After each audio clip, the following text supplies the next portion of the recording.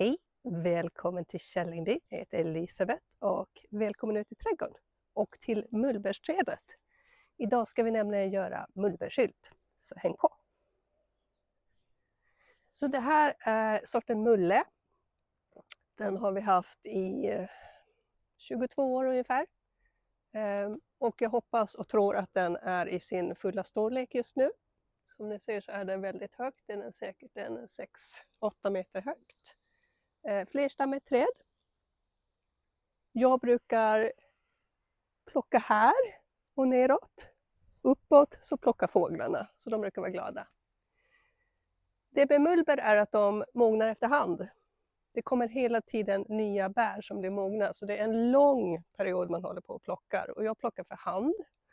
Är det någon som har testat att plocka genom att skaka och slå på grenarna, så får ni hemskt gärna kommentera nere hur det funkar, om det funkar bra för er, för det har jag börjat fundera ganska så allvarligt på att göra. Och mullbär är väldigt rika i färgämnen, så man kommer bli alldeles kladdig och blå om handen. Så när mullbären är mogna så är de alldeles mörka, och de här lite rosa är kart som är på gången. Så ni ser, det är gott om mullbär att plocka. Och när man letar fram dem så kan man både titta på ovansidan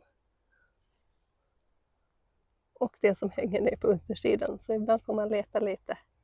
Den gömmer sig mellan bladen. Och bladen ska också säga att man faktiskt kan göra te på. Det är ju både bra att de har en lång mognadstid. Missar man att plocka så kommer det alltid nya bär. Men å andra sidan så är det också man blir aldrig klar liksom. Det bara mognar fram mer och mer och mer.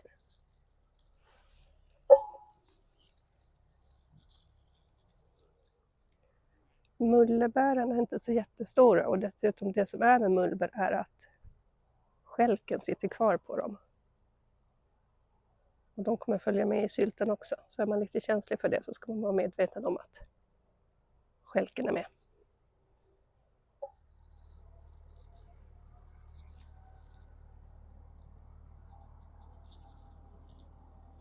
Man får liksom hålla på och lyfta lite på grenarna och titta runt. Så hittar man dem. De sitter och gömmer sig. Och blomningen på våren är ingenting som syns egentligen. Det är väldigt små oansenliga blomställningar som kommer.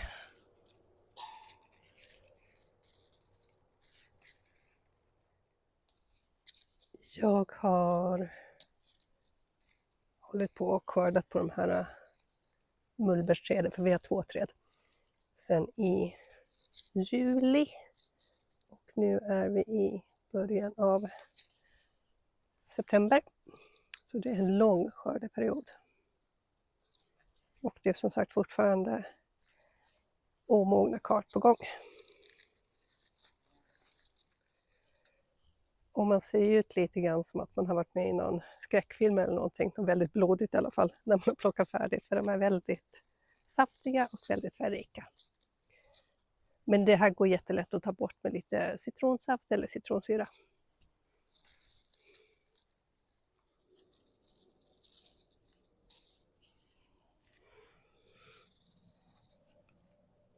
Sådär, nu har vi en full skål. Nu tar vi och går in i köket och kokar sylt på det här och tvättar händerna.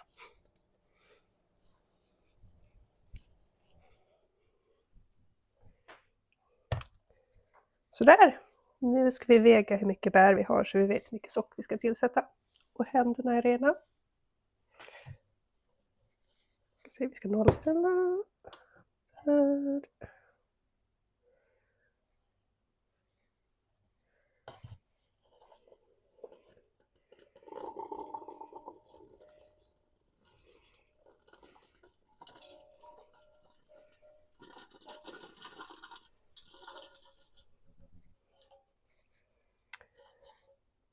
,2 kilo.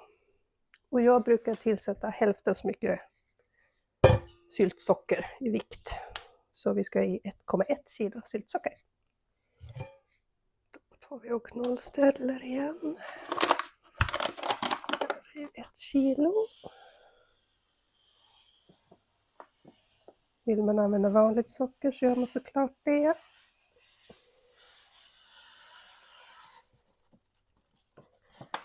Och 100 gram till ska vi ha.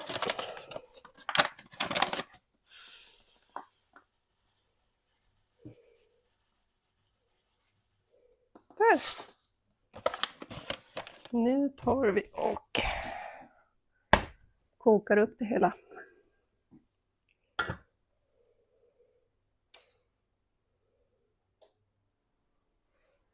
Nu har det kokat några minuter och vi ska ta och tillsätta citronsaft. Det är enbart för smakens skull. Och man tar lite hur mycket man vill ha. 1/4 deciliter ungefär tar jag. Jag tycker att smaken annars blir lite platt. Det behövs lite syra i den här sylten. Nu skulle man kunna lämna den här sylten så här med hela bär i. Jag föredrar att mixa med stavmixer. För att få lite mer slät sylt.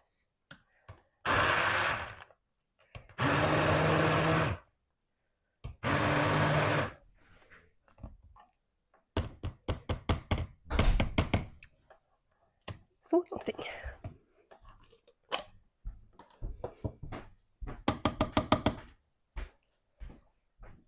Jag har förvärmt mina burkar för det är varm sylt och då ska de ner i varma burkar.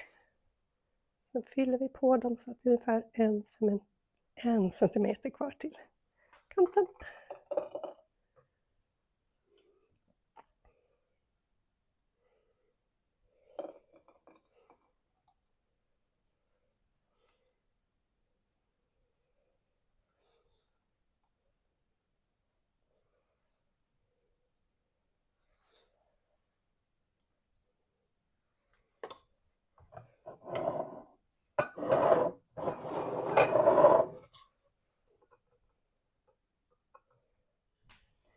Det blir 6 hela burkar och en halv burk. Så den får åka in i kylskåpet. Resten ska vi ta och konservera. Så vi kan ha den nere i matkällan. Så vi ska torka av kanterna och sen ska vi sätta på gummiring och lock.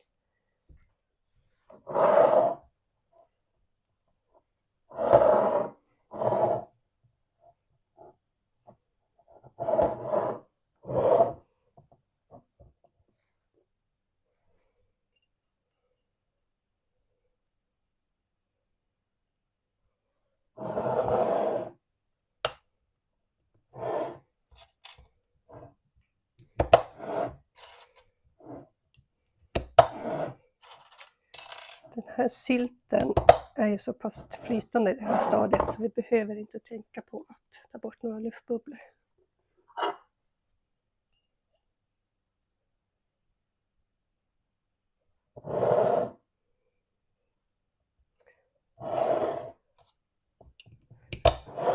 Och vi behöver inte heller tänka på att sterilisera burkarna innan.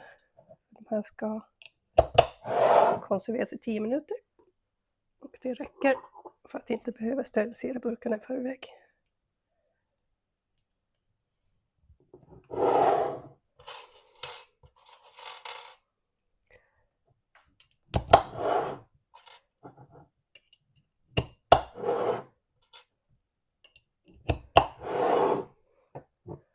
Jag kommer att ångkonservera.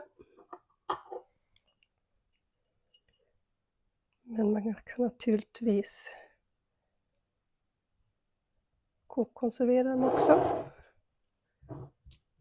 I vattenbad. Det är bara det att ångkonserveringen så går det åt mindre vatten. Tiden är densamma, 10 minuter.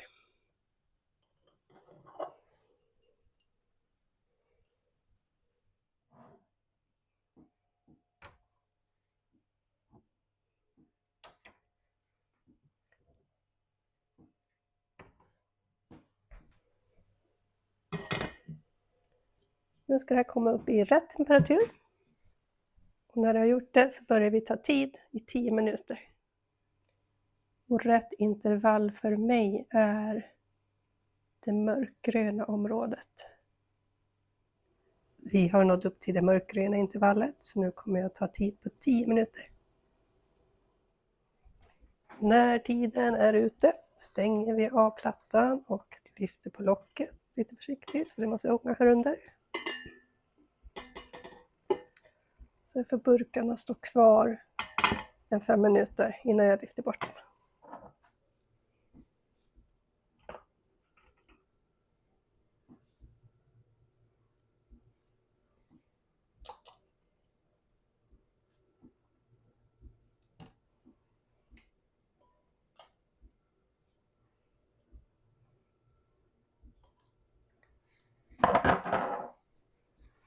Innan jag sätter på nästa burkar så häller jag på lite kallt vatten här på plattan. För att vara säker på att inte burkarna tar skada för att det är för varmt. Och sen så gör vi samma sak en gång till med de 3 sista burkarna.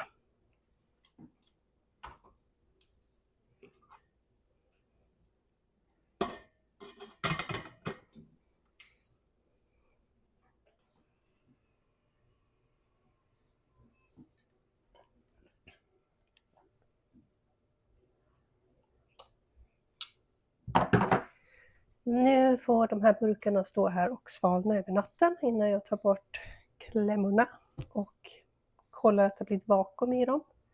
Så märker jag upp dem och ställer ner dem i matkällaren. Tack för att du ville hänga med i den här videon, så syns vi nästa. Hej så länge!